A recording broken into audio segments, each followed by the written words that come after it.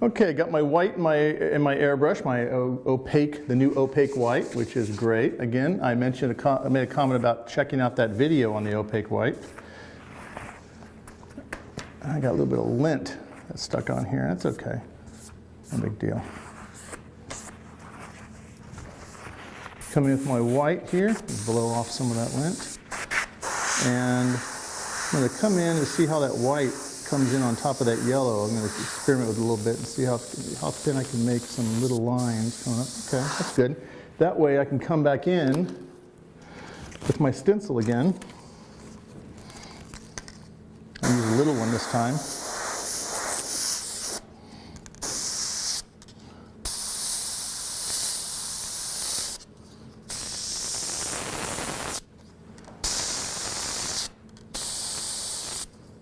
Be real careful on this one because any overspray you're doing is really going to kind of kill the stuff you've already added in here. And I've already added a whole heck of a lot. I don't want to get too detailed and too weird, but I kind of like this part because this is just, it's like everything is now just background. I want to bring back some of those embers that I lost.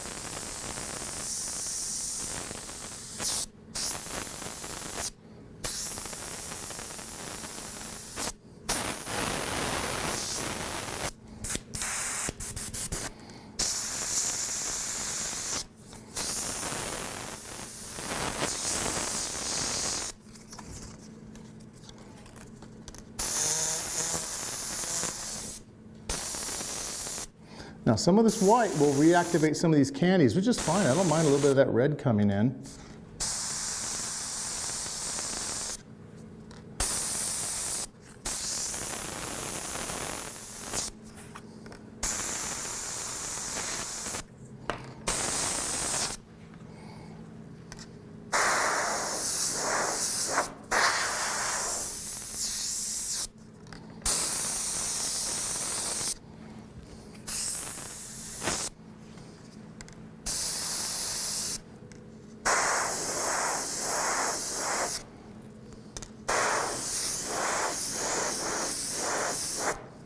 Now, what if you want to come in with those white embers now? We can do a couple of those little embers down here, like a little splatter. Remember I did those earlier? You can put those in here, but we'll really focus down here at the bottom with them. And I don't mind them going on the outside edge because I'm going to come in and hit them with some tequila yellow.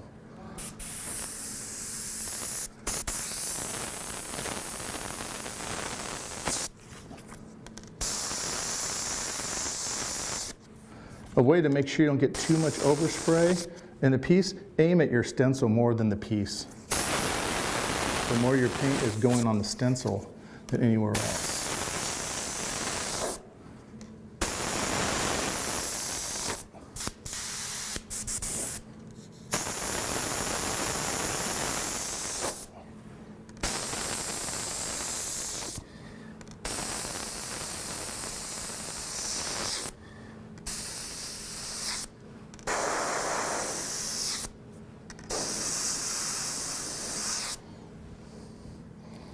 Well, that's kind of cool. Looks like there should be an ember here. A little bit of a balancing act, not much, but just a little bit of a, let's see if you add a little bit more smoke here. Not too much, just a little bit. Cool, kind of digging that. Normally I step way far back, otherwise I'll knock the cameraman over, so I'm going to look back and I'll look at it yeah, so I'm just trying to think of how it's going to look when it's clear coated. I want all this stuff to be going on. I want to read good from a distance, but I also want to be able to come up to it and see different things in it. And yeah, I did reinvent a whole lot. And when you said don't reinvent the wheel, I did a whole lot of stuff that you think is covered. Because the candy that's in it, you'll still see this. So there's a lot of stuff going on there. This is definitely like a hodgepodge technique. I'm going to make this one over here as an example a little bit simpler because this one I started having a little bit too much fun with. So let me come in with that tequila yellow and I'll show you how that works as the final note. We're going to bring that from the outside in, leaving the center core of the white alone. Okay, airbrush all nice and cleaned out. Actually, I left the white in the brushing because I'm going to come in with white next on that, but also in case I get a little too happy, you case Preston shows I'm getting a little bit too happy with my colors. So let's come in with this tequila yellow. Now spray here, you can see the color. It's 1-to-1, tequila yellow and lemon yellow. Because I didn't want it to be that orange, and if you get too much of the lemon, you'll bring a green tone into it. I don't need to do that. So I'm going to blend in this candy. This is just pure candy on the outside in. Now notice that you don't see it over here, but see it's turning those embers yellow. And it's also turning a little bit of that smoke a little yellow.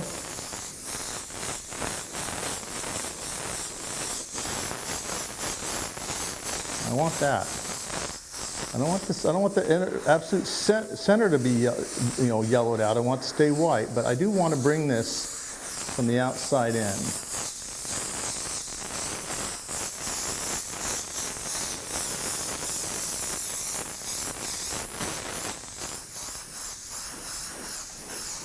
I really load in a lot of this tequila. I love this stuff.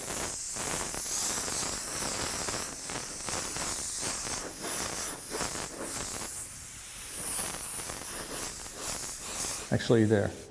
So honestly, that is not even pure white anymore. That's still got yellow in it. But I just wanted all of the different colors, all to be intertwining. You want a randomness about it. Every now and then I'll do a stylized flame. I think one of my first videos I did with Airbrush Action years ago, back in the 90s, actually not in the 90s, probably 2002. It was stylized. It was very like swirly and cartoony. And that was just because I was trying to do something a little bit different than what Mike LaValle did at the time. And so Mike has his style, a technique as well. So a lot of people say, well, I like this style, I like that style. Try and experiment different styles. Try a bunch of different stuff out there. This has got a little bit of everything in it, this one right here. And then the one we're going to do next door is going to be a little bit different also. That's the whole key that I'm showing you. What I'm showing you isn't really, I'm showing you examples of styles. I'm trying to show you more of a process. I'm giving you tools you can then turn and make it your own. Do something on your own. Because all these techniques, you can do them all together, or you can do just a few of them. It's up to you. But I'm pretty happy with this, and I'm going to go ahead and let this dry for a little bit. Then I will cover it up so I don't get, because I'm doing green over here, I don't want any of the green to come in here, because green and red, complementary, darkens it all out. I don't need any green in here. So we're going to cover this up when I come to the next fire. Also prevent me from just accidentally copying it. I want to do a different style over on this side, using yellows and greens. Okay, I got this panel all masked off now, so I don't get any white overspray over my previous fire. This one I'm going to do a little bit differently, and it's going to be simplistic, not just in the fire design of it, but also in the colors. We're only going to use 3 colors on this one. We're going to use the lemon yellow candy that's mixed with the 4050, and then we're also going to use white, which is the Wicked opaque white, which is already in the brush, and then we're going to use emerald green, which is also mixed with the 4050, and then reduced with 4011. So 2 colors and 1 white, and that's about it. I might, something I lied. I'm going to use black. You want to know why? Because I want to come back in and do some inclusions in here. So okay, I didn't lie. It's 2 colors and 2 values. There you go. White, black, yellow, and emerald green. So let's come in and just start. I'm using the stencil again. Sometimes you've got a little paint on here, you want to blow it off, otherwise you're going to end up with some serious dandruff problems on your paint job. So, let me see how I'm going to do this one. I'm going to do a little bit different. Let me hold that down here.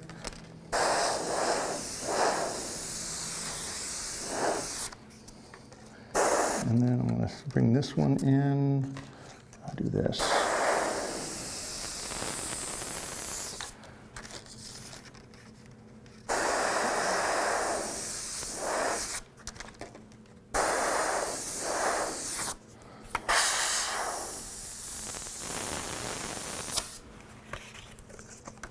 Told you it's going to be different.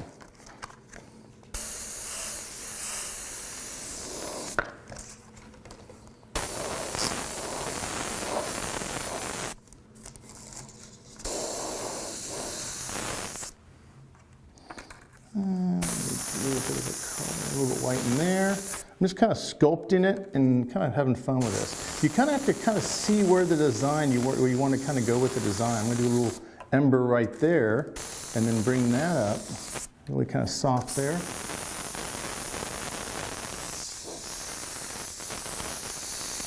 A little glow there.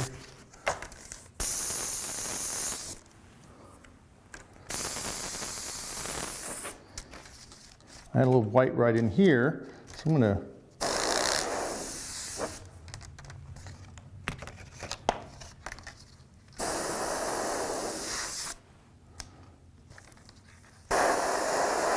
also going to bring one around like that.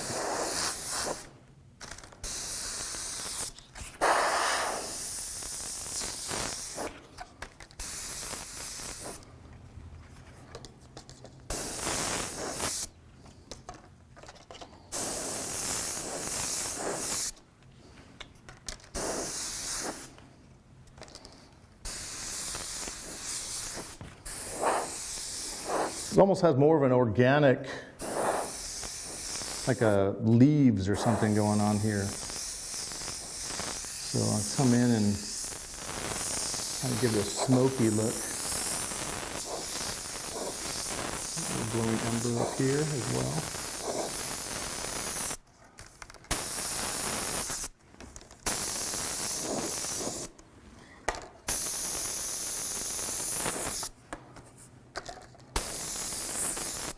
The whole key to doing fire, and whether it be realistic fire or it's just fire in general, it's the same concept. You're doing a push-pull between the negative and the positive space as far as what your design occupies and what area you're leaving behind. Then you're also doing a light to dark. Then you're also doing, if you're using multiple colors, you have infrared, ultraviolet. So you've got 3 different push-pulls: value push-pull, chroma push-pull, and then space or composition push-pull. These things, if your space is too cluttered, that's too busy, that's because you're not, honoring the negative and positive space. If it's too dark, you're not honoring the balance of value. If the colors are too muddy, you haven't been paying attention to color theory. So all these things have to kind of go on inside of your head. What's the best way to practice something like this? Try it with just white and black. I've noticed whenever you bring in colors, it shuts off part of your brain or it diverts it sometimes. I don't care if you've been painting your entire life. That's why black and white always has a different look at different imagery, different sense of, certain artists approach black and white. It's the first way you learn to photograph, and then as soon as you get really badass, it's the ultimate way to photograph. So it's at the both ends of the bell curve. In between the color, most big art shows is black and white photography, but that's what you learn with. When you bring color in, it can get confusing. So if you're learning something, leave the color out. You don't need to just do black and white, you can do monochromatic, one color. When you start doing multiple colors, you might be trying to learn too much at once. It's like trying to learn to juggle by starting with 6 balls. Now you start with 2 and go 3, that's the way it works. Same thing with realistic fire. Now, this one is much different than the other one. I want to come in and add a couple of different things that kind of break up I don't want it to look too linear. I'm kind of digging it, but it's not a fire I've ever seen. So I'm going to add a couple little swirls that'll kind of make it a little bit more like fire in here. And then I'm also going to but I want it to go all the way to the top. So I'm kind of liking the fact that I've got fire in the top and fire in the bottom. So it's all the way through coming up here. If you like this style over here, you can do this style with the green. And I say, well, you're not doing green, you're doing white, because this is going to be a pure candy fire. The other one, all the colors on this one are done with candies. This one over here was half candy and half opaque.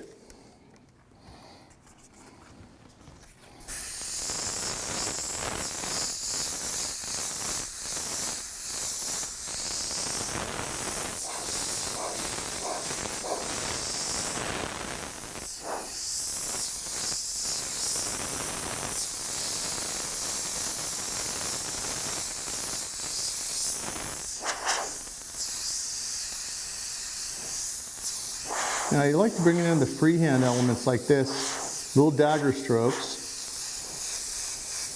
because it breaks up the monotony of the stencil. The stencil has it's a very cool purity to it, but it's very machine-like. It's very, predetermined. When you add this little dagger stroke in there, the little screw-ups really add to the design.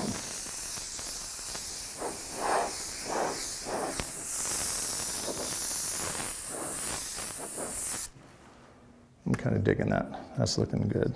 A little bit more color here, a little bit on this side here. Not much. I want just a little bit so that I can bring some yellow from the outside. If I come in with my candy, now the reason I'm worried about where the white is, candy will not show up on black by itself. You may see it at an angle, but you need to have a background. So that's why I want a little bit of that white to be out here on the outside edge. I'm going to hit that. So let me get this white out of the brush. Actually, I'm going to just put the brush away. I'll use the white a little bit later.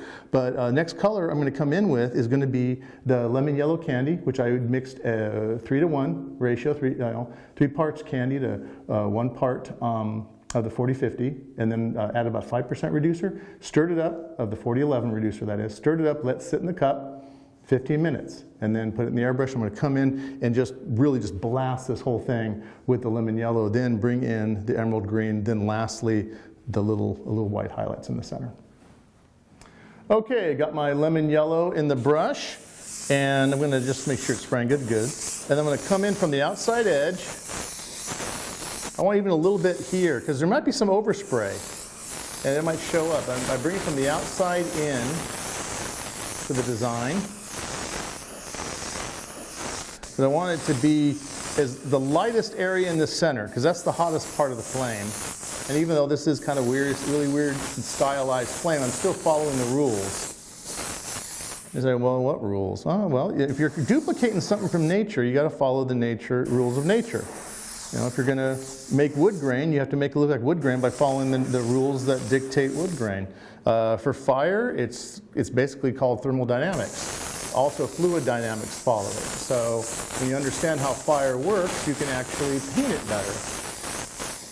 All of a sudden now the artists are like, oh, I don't want to learn physics. Physics helps. You can learn observational physics. In other words, you know that fire looks a certain way because there's 3 elements that fire needs. It needs oxygen, it needs fuel, and it needs heat. And so heat rises, that's hence the term, you know, and then you always have fuel, which is basically the source. And then heat is dictated by colors. The darker the flame, the cooler the flame is, until you get to the ultimate hot flame, which is white.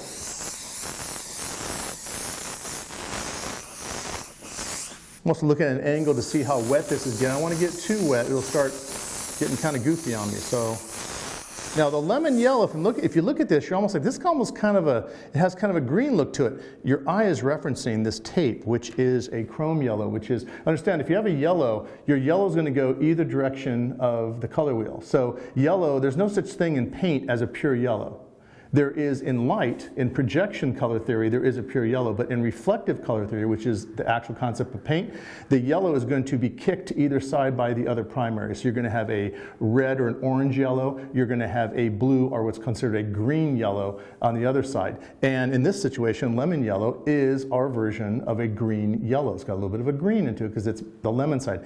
Our tequila yellow is on the orange side. Now, I did not want to use the tequila yellow on this because I'm going to come in with green, and so it's a little bit of a complementary. You know, how do you make green? You add blue to yellow, and then tequila's got orange, and orange and blue are complementaries, and all of a sudden they cancel each other out, and you get a darker color. Now that might be kind of cool. You might want that dissident, kind of a weird, funky color going on in there. But I just want this to be a very limey, greeny, green, you know, slime green, poison green, whatever you call fire. So we're sticking with that.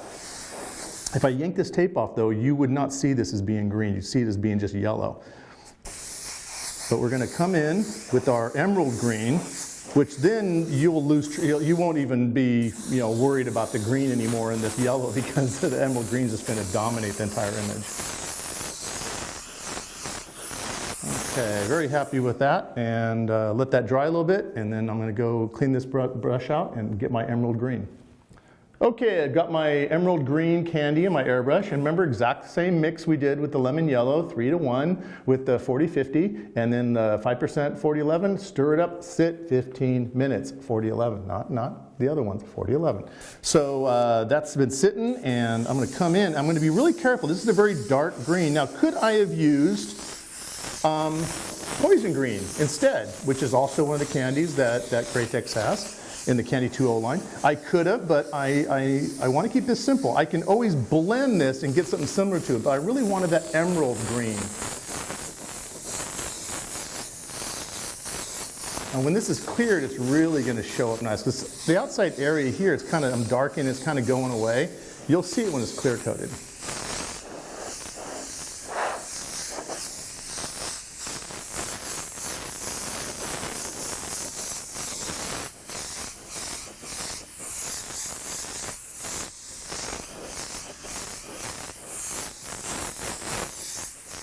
And there we go.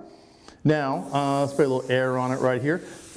I'm going to let this dry a little bit. I'm going to come in with some white again. I'm going to do the white for a very, very thin highlight in the center and kind of bring back some of the white that I lost with the candy. And then I'm going to hit it with the lemon yellow on top again. I don't want any pure white being left behind, but I want the lemon yellow to really pop. And it might bleed a little bit. The white might actually draw some of that candy up. That's good. One of the few times, people are always like, how do you get rid of bleeding? Actually, bleeding is a technique, and you can use it. Don't want to get rid of it all the time. There's sometimes I use bleed checker, and sometimes I don't because I actually want the bleed. In this case, I actually want there to be an actual physical bleed between the two things, and as long as it's not out of control. So I'm going to let this dry a little bit, come in with the white, yellow, and then we're going to be done. Okay, just wiped it down. You see a little bit of green coming off there. I want to make sure I got some of the overspray off of that. And then it's time to come in with the white. Now I'm going to be really careful here. I don't want to do too much white. I want to lose my green that's in here. So I'm going to just a little bit and see how it's going to bleed and blend. A little bit going on there. That's cool. I'm going to come in and freehand this one in.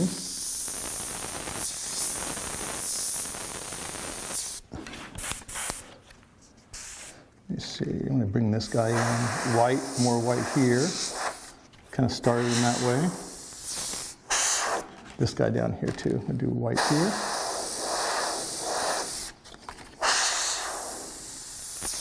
And see how if I really get it white, a little blue comes in. Well, that's because there's blue in that emerald. It's kind of cool. Not a lot, but there's enough to bleed out. So I don't want to get it too wet, otherwise I'll start getting blue flames in here.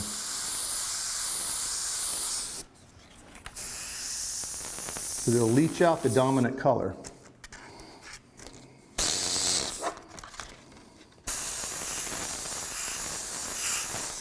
Now, how do we get white to stay on here but not bleed out? What you do is you come in and you very carefully, you spray what I call dry spraying. I learned this technique years ago on black t-shirts from Terry Hill. You just don't spray it wet. You spray it very, very lightly, use a lot of the air to dry it, and it will naturally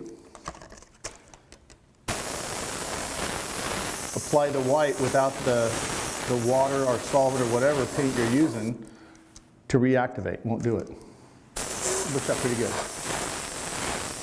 You spray it dry, which means more air than paint.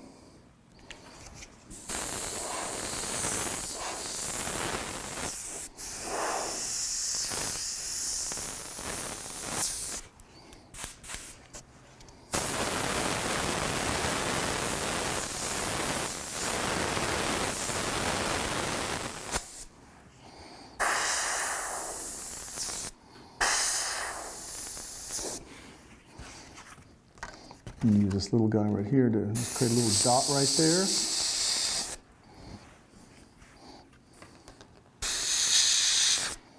Little dot there. One there.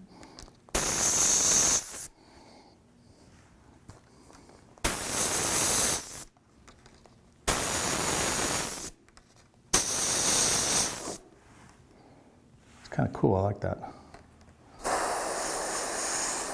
Now, when you find something new and interesting that's kind of weird, don't go happy with it, but make sure you disperse it throughout your piece. Otherwise, it'll be weird if you have one of these here and nothing on the rest of the piece. That just doesn't make any sense.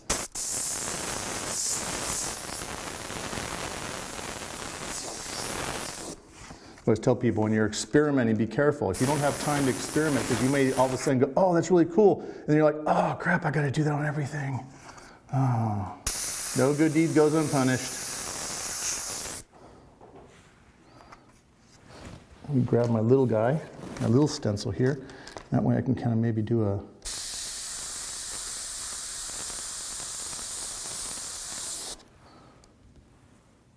little something in there. Bring some white there.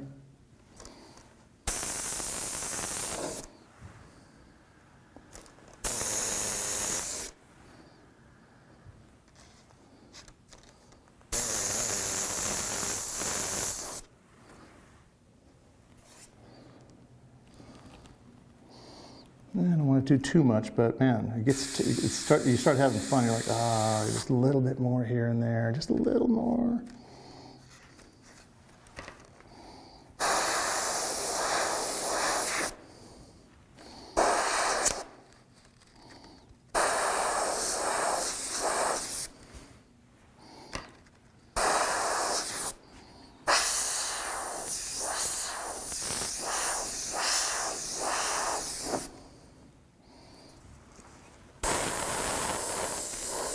See how pinching it together, you can create different, sizes with this and different shapes.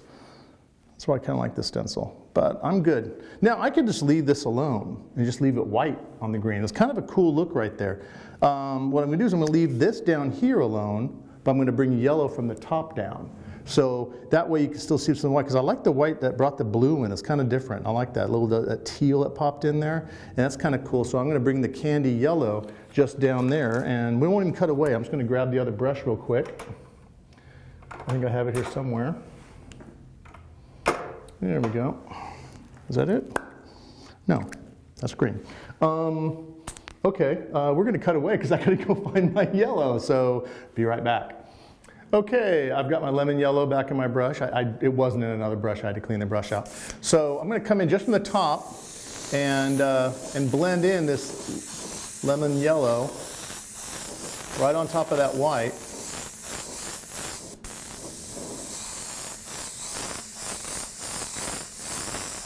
And then stop it before I get to the very bottom. I want this to be more lemony. I'm going to really hit this with air because I'm going to have a lot of lemon I want to put in there. I don't want to get too wet, but I really want to reactivate the colors underneath.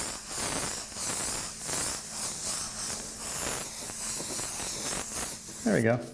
That's good enough. I think a nice and limey yellow up there, and then it comes down to the white down there. So a little bit different, kind of a stylized version of the fire. We're going to go ahead and next work on a couple of white flames. We're going to do a black flame, like a smoke flame on white, and then we're also going to do blue flames on white as well. Then we're going to have Chris come in and clear them all, because I'll tell you something, these look good, but they don't look nearly as good as when they're clear coated.